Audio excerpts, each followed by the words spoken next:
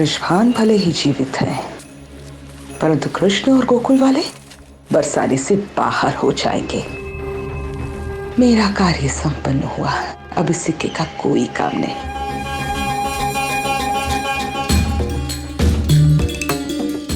तुम्हारे मार्ग का कांटा निकल गया। नहीं मां, इतना सरल नहीं है सब। तुम उस कृष्ण को नहीं जानते। जिस प्रकार किसी के ना चाहते हुए भी उसने सुदेवी का भैरव से विवाह करवा दिया, उसी प्रकार कोई ना कोई प्रपंच करके वो गोकुल को बरसाना में रोक ही लेगा। जब तक राधा उसे स्वयं जाने को नहीं कहेगी, वो धूर्त कहीं नहीं जाएगा। तो ठीक है ना, राधा स्वयं ही कृष्ण को बरसाने से बाहर जाने का मार्ग दिखाएगी।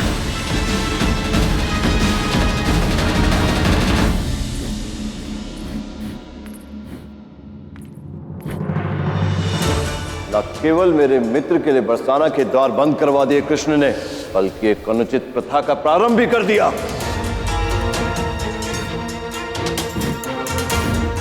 जो चिंगारी कृष्ण ने लगाई है, उसकी आंच एक दिन मेरे घर तक भी पहुंच सकती है।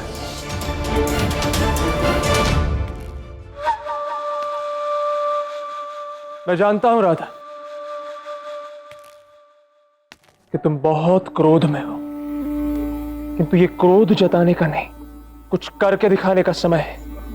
अन्यथा वो कृष्ण पूरे बरसाना में अपनी सोच की आंधी से अंधकार फैला देगा।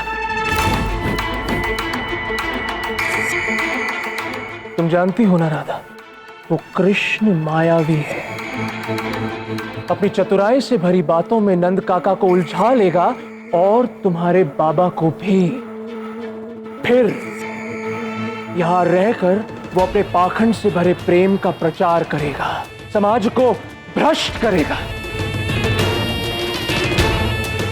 राधा, क्या तुम्हें नहीं लगता कि कृष्ण को यहां से चले जाना चाहिए, कि उसका यहां रहना बरसाना के हित में नहीं है?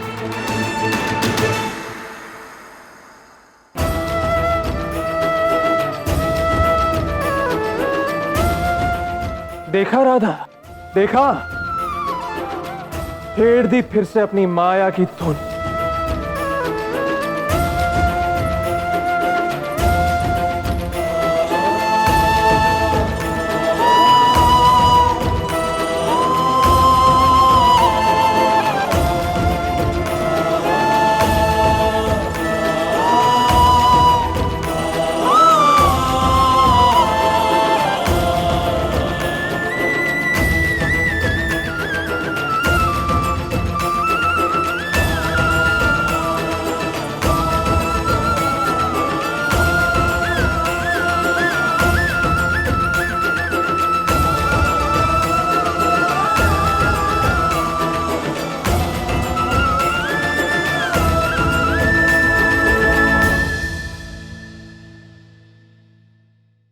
प्रसन्न होगे ना तुम?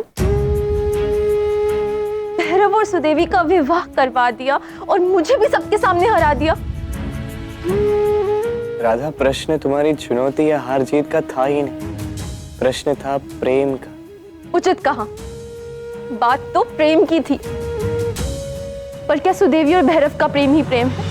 उनका प्रेम जीत गया, किंतु मेरे बाबा का मुझ पर से विश्वास हार गया। तुम्हारे कारण आज मेरी बाबा की आंखों में मेरे लिए प्रेम नहीं, प्रेम के स्थान पर संदेह है। उसका क्या? स्नेह के स्थान पर संशय है, उसका क्या?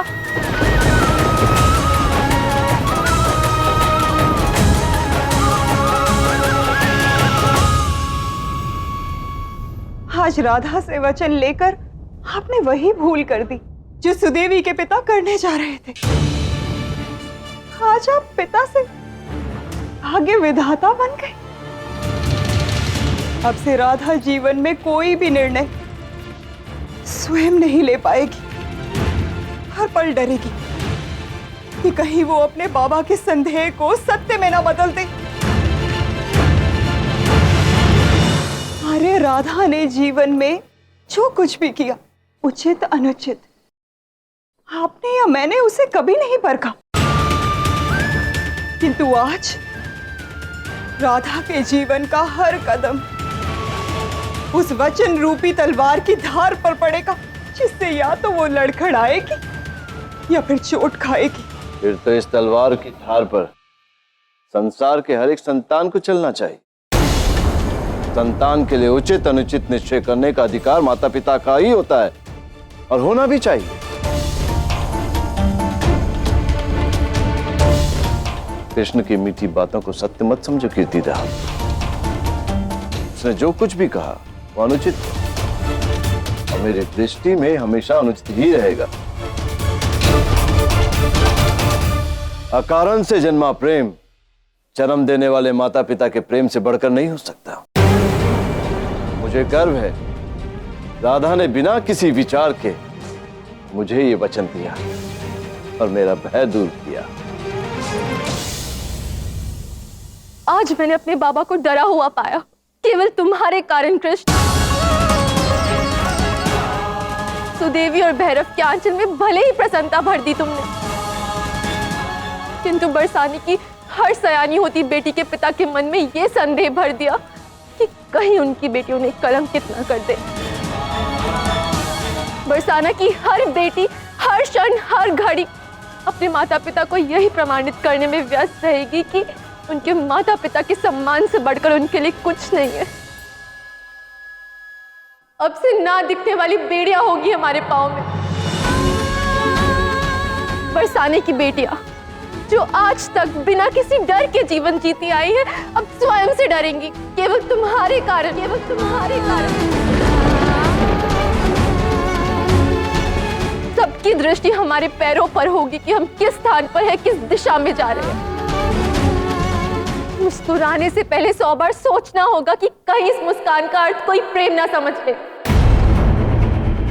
अब ये सब कुछ होगा तुम्हारे उस प्रेम के कारण, प्रेम के कारण, प्रेम के कारण, प्रेम के कारण।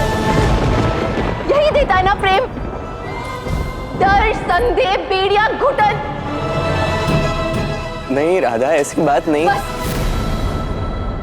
कुछ नहीं सुनना अब, ना तुम्हारी कोई बात, ना तुम्हारी बांसुरी की धुन। तुम वो दुस्वप्न हो जिसे मैं कभी नहीं देखना चाहती। तुम आए ही क्यों यहां पर? तुम्हारे बिना जीवन कितना अच्छा और सरल था, सब बदल दिया तुमने। जिस लड़की से तुम झूठा प्रेम का दावा करते हो वो कहानी भी झूठी है, कहानी भी झूठी है, कहानी भी झूठी है। तुम्हारी कहानियां झूठी, तुम झूठे, तुम्हारा प्रेम झूठा, सब झूठ, सब झूठ, सब झूठ।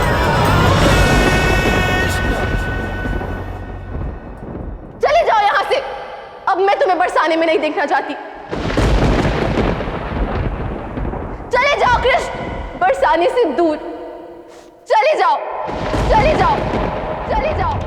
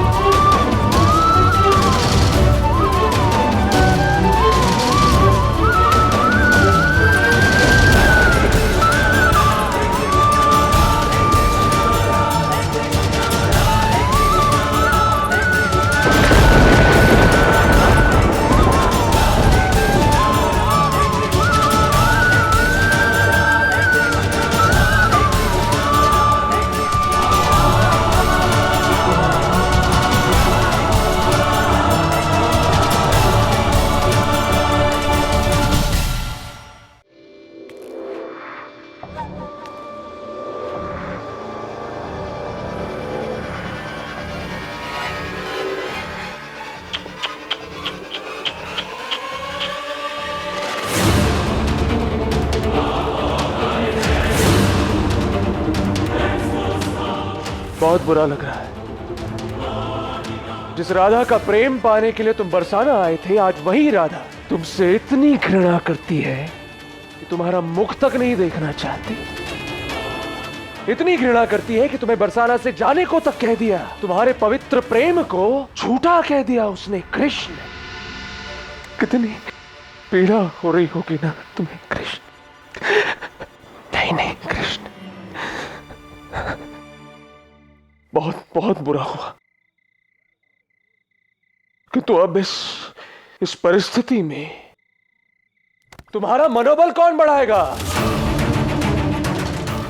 मैं बढ़ाऊंगा। मेरी एक बात मानो, तुम्हारी भलाई के लिए कह रहा हूं मैं। तुम यहां से चले जाओ और वापस मत आना। जानते हो क्यों? जानते हो?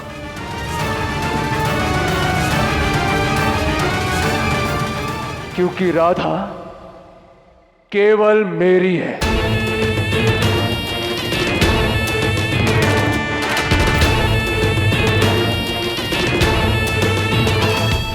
हाँ? कहीं राधा के तिरस्कार से मानसिक संतुलन तो नहीं हिल गया तुम्हारा?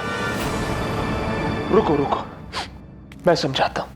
देखो कृष्ण, राधा ने तुम्हें यहां बरसाना में रहने के लिए नहीं, यहां से दूर जाने के लिए कहा है। कुछ समझ आ रहा है? मैं यदि बरसाना से दूर चला भी जाऊं, राधा से दूर कभी नहीं जाऊंगा। जाना पड़ेगा, क्योंकि अब बरसाना में तो तुम रह नहीं सकते ना कृष्ण।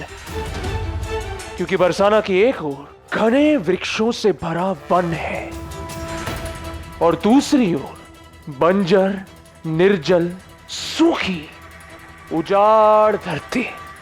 तो अब वन की ओर तो तुम जाने से रहे, और यदि तुम बंजर धरती की ओर जाते हो तो केवल 2 ही दिनों में समस्त गोकुलवासी सूखे पेड़ की भांति मर जाएंगे।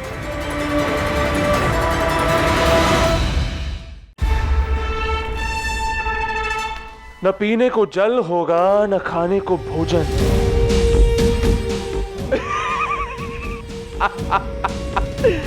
तो बरसाना से दूर तो जाना ही होगा ना। ठीक कहा आपने बड़े भैया। अब राधा की इच्छाओं को पूर्ण करने के लिए मुझे बरसाना से जाना ही होगा, और मैं जाऊंगा, क्योंकि राधा की इच्छा मेरे लिए आदेश है।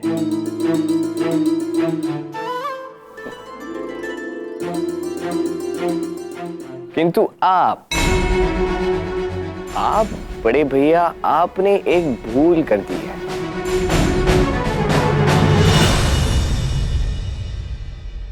कैसी भूल? राधा को मुझे यहां से दूर जाने को कहने का विचार देने की। आप स्वयं सोचिए ना, मनुष्य क्या करता है, किसे भूल जाता है और किसे याद रखता है। सोचिए, जो हमारे पास रहते हैं ना, उन्हें हम भूल जाते हैं बड़े भैया, और जो हमसे दूर हो जाते हैं उन्हें हम याद करते हैं। आपने केवल हमें दूर किया है बड़े भैया, किंतु दूर रख नहीं पाएंगे।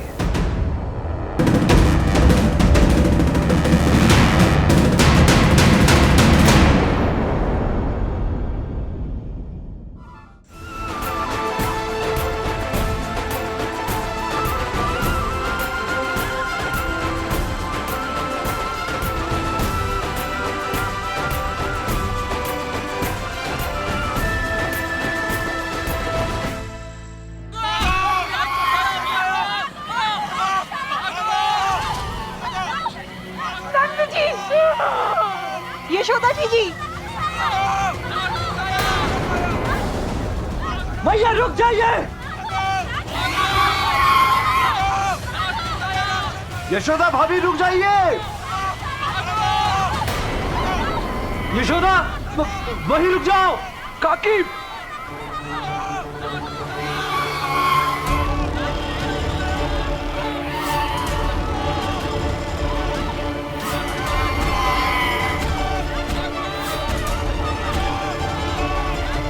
काकी, यशोदा।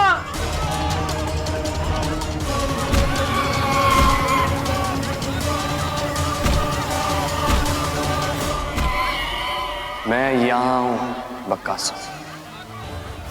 यदि बल है तो यहाँ आओ वन में।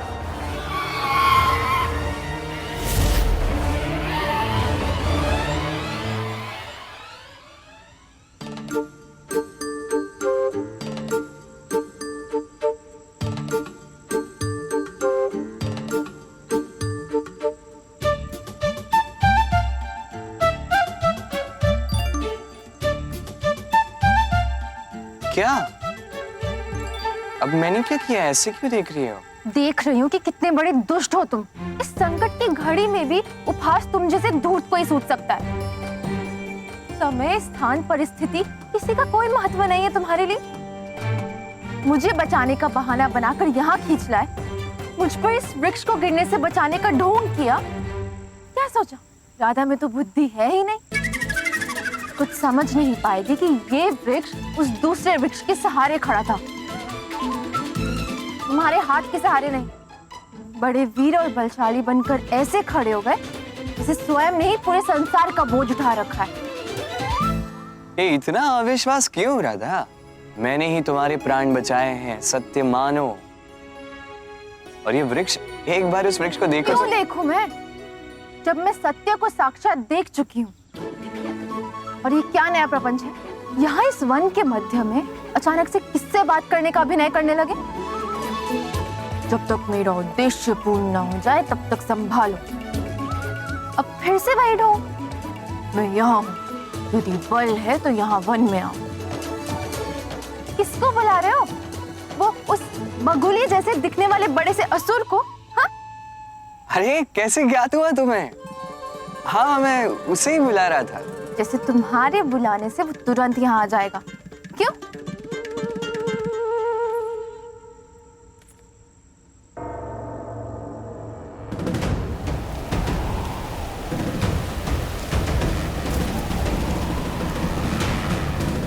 राधा, लगता है नारायण ने तुम्हारी बात सुन ली। ये तो सच में यहाँ पे आ गया है।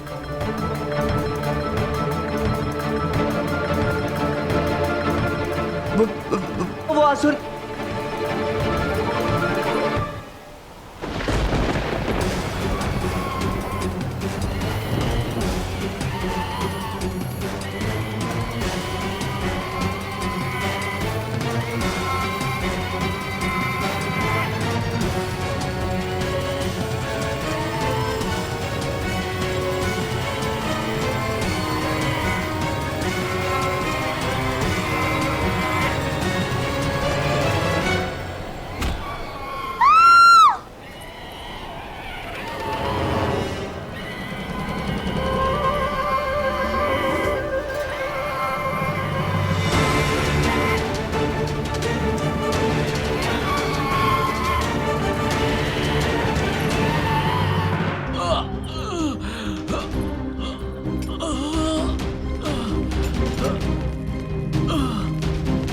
मुखिया जी, क्या हुआ? राधा मिली? नहीं मुखिया जी, वन का हर कोना छाना, राधा कहीं नहीं दिखी। धैर्य रखो मित्र, बच्चे सुरक्षित होंगे। काका, अब मुझे आज्ञा दीजिए, मैं राधा को वन से सुरक्षित लेकर लौटूंगा। मैं भी तुम्हारे साथ चलूंगा।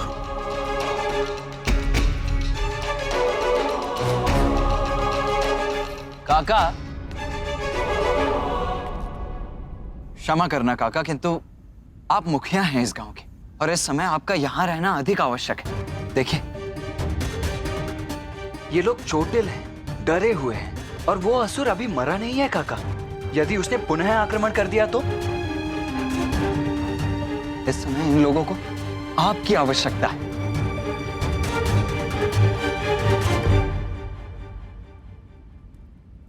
और राधा की चिंता आप ना करें वृषभान काका।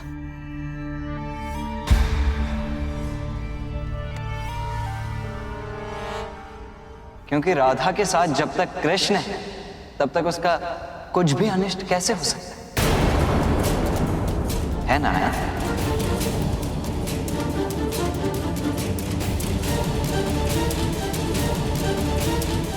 कृष्ण, कृष्ण, ये तो सच में आ गया।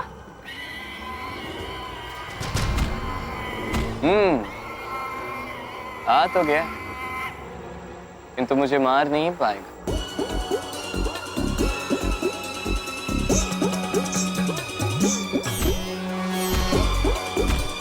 अच्छा, तुम्हारा अभिप्राय है कि तुम इस विशाल के बगुले का अंत अकेले कर सकते हो? भोली हो तुम भी राधा। शब्दों को मत देखो, उसके भीतर छिपे भेद को समझो। मैंने ये नहीं कहा कि मैं इसका अंत करूंगा। मैंने ये कहा कि वो मुझे मार नहीं पाएगा, क्योंकि मैं तो भागने वाला हूँ। ओह, तुम ये कहना चाहते हो कि तुम इस विशाल के बगुले से तीव्र भाग सकते हो? नहीं नहीं, मुझे तो केवल तुमसे तीव्र भागना है।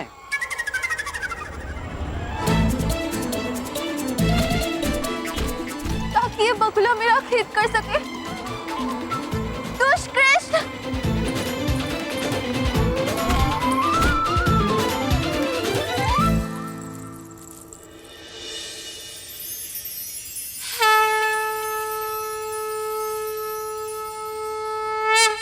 मेरे वचन के पूर्ण होने का समय निकट आ गया है। मेरा मतलब समझ रहे हैं ना आप सूर्यदेव?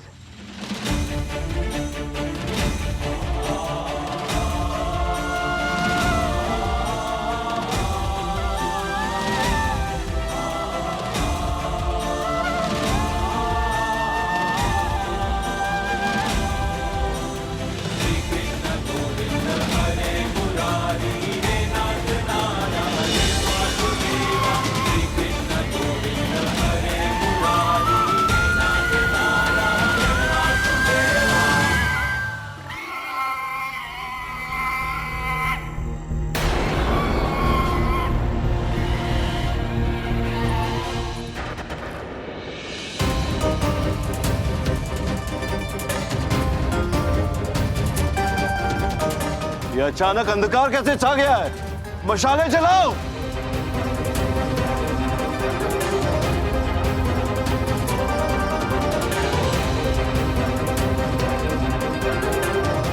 ये सब अचानक हो क्या रहा है? पहले अकस्मात उस असुर का आना, और अब असमय ये सूर्यास्त। क्यों हो रहा है ये सब? अब इन्हें कौन समझाए कि जिसका आदेश प्रकृति भी नहीं टाल सकती, ये उसी के निर्देश पर हो रहा है।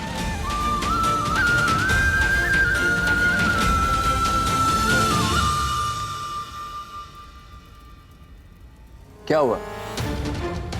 भयभीत हो? प्रकृति से या उस बगुले से? काका, अब मुझे राधा की और अधिक चिंता हो रही। अब शीघ्र मुझे आज्ञा दीजिए। आयन, मैं ये कह रहा बस बलराम, बहुत हो गया, बस। अरे पर अब मैं किसी की नहीं सुनूंगा और ना ही यहां पर रुकूंगा। हाँ, मैं वन जा रहा हूं और राधा को सुरक्षित लेकर ही लौटूंगा। अब इस संसार की कोई भी शक्ति मुझे राधा को बचाने से नहीं रोक सकती। हो गया? तो मैंने तुम्हें कब रोका है? मैं तो ये कह रहा हूं कि मैं भी तुम्हारे साथ चलूंगा। यदि राधा वहां है तो कान्हा भी तो वहीं है। मैं कान्हा को सुरक्षित लाने जाऊंगा।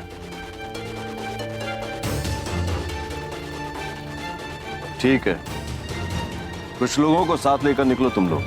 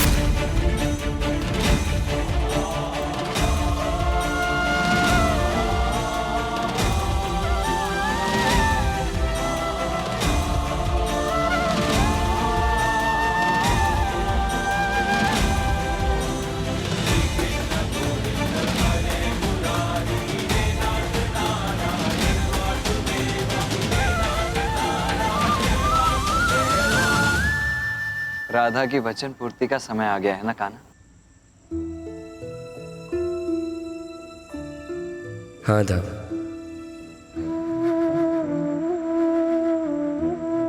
तुम्हें दिए हुए वचन की पूर्ति का शुभ मुहूर्त आ चुका है राधा। तुम चाहती थी कि तुम्हारे साथ गोलोक जैसा लोक धरती पर आए, और मैंने वचन दिया था कि मेरी राधा गोलोक से मृत्युलोक अकेली नहीं जाएगी, उसके साथ जाएगा उसका कृष्ण।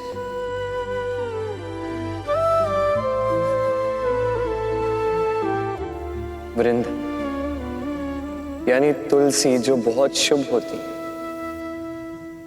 और जहां राधा के कदम कृष्ण के साथ पड़े, वो शुभ धरा वृंदावन कहलाएगी।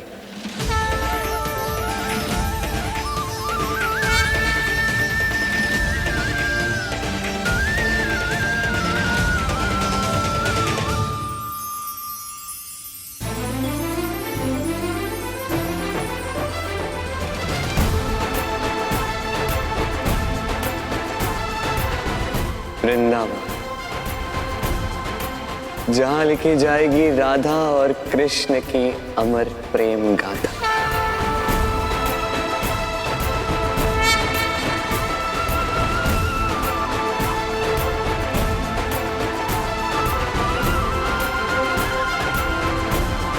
कदम बढ़ाओ राधा,